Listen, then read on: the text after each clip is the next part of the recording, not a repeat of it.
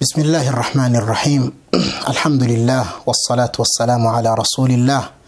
يقول الإمام مالك بن أنس رحمه الله في موطئه أنه بلغه أن عبد الرحمن بن أبي بكر قد دخل على عائشة زوج النبي صلى الله عليه وسلم يوم مات سعد بن أبي وقاص، فدعا بوضوء فقالت له عائشة: يا عبد الرحمن أسبغ الوضوء، فإني سمعت رسول الله صلى الله عليه وسلم يقول: ويل للأعقاب من النار. dushimire Allah subhanahu wa ta'ala, dusabire intumwa y'Imana Muhammadin sallallahu alayhi wa sallam kwa mahoro n'imigisha bya musakaraho. Hadithi dusanga mu gitabo cya al-Imam Malik, igitabo cyitwa al-Muwatta cya Imam Malik bin Anas, Imana imwishimire, atubwira ko iyi nkuru yamugezeho ko Abdurrahman mwene Abi Bakr as-Siddiq radiyallahu anhuma, Allah yishimire Abu Bakr n'umuhungu we Abdurrahman.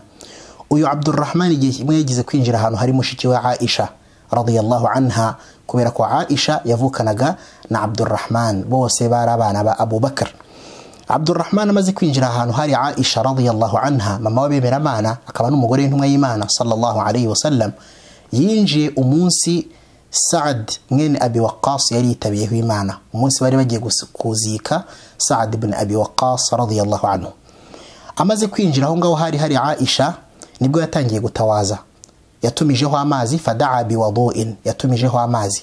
Ijambo alwudu bisobanuye amazi yo gutawaza, alwudu bisobanuye gutawaza, nukuvuga ngo hariho fatha bisobanuye amazi yo gutawaza, hajyaho dhamma bigasobanura igikorwa nyirizina, nkuko bavuga at-tahur ndetse na at-tuhur. At-tahur no gikorwa cyo kwisukura, at-tahur na amazi twifashisha mu kwisukura, at-tuhur ni igikorwa nyirizina cyo kwisukura. N'izindi ngero zigiye zitandukanye nkuko tuvuga as-sahur ndetse na as-suhur.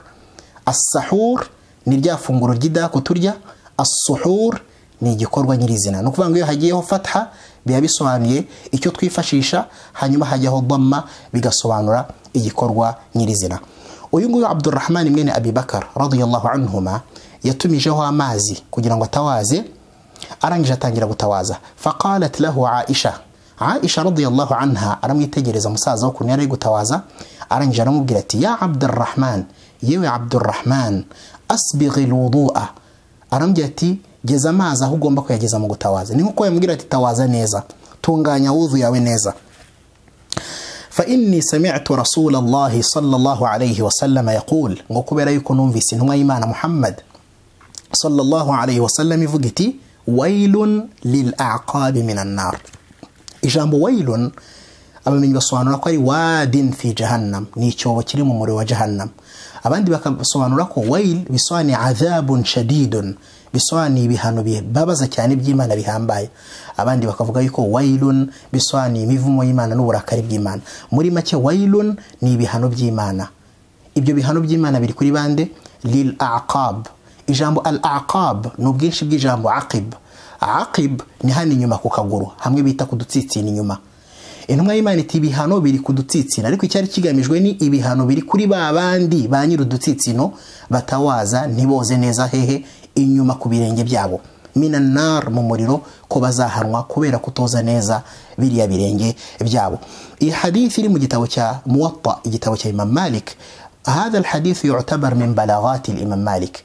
iyi hadith ibarwa muri balaghat za Imam Malik. Iyo bavuze balaghat za Imam Malik ni hadithi zose Imam Malik mu gitabo cye yavugaga ngo balagani, nagezweho n'amakuru, nagezweho n'iyi nkuru.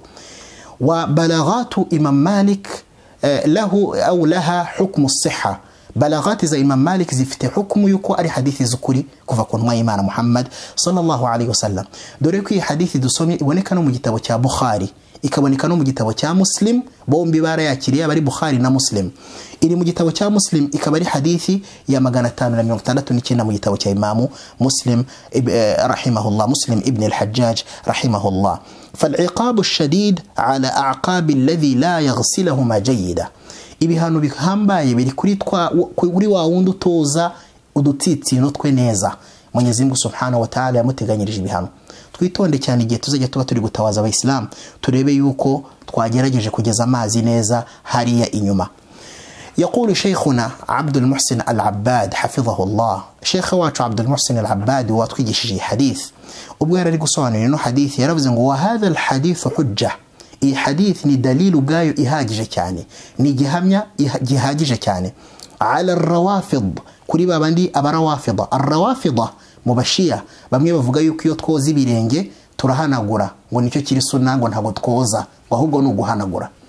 Ikibazo kirabaza giti niba intumwa y'Imana sallallahu alaihi wasallam ivuze ngo ibihano biri kuri wa wundi utoza neza udutsitsino, ese ni gute ibihano byaba kuri wa wundi utoza neza udutsitsino byaba bimeze bite kuri wa wundi no udatawaza ibirenge?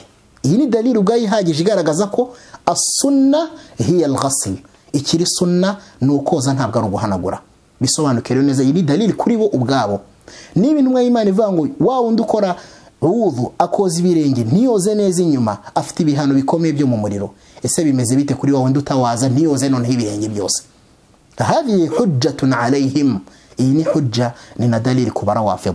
Iyi hadithi rero icyo dukuramo nuko umuyisilamu igihe atawaje akagera ku birenge agomba kwitondera inyuma, kuko abenshi usanga birukanka ntibarebe ya myanya iri inyuma y'udutsitsini inyuma twatugufa two ku birenge twinyuma, ntibarebe ko amazi yahageze neza.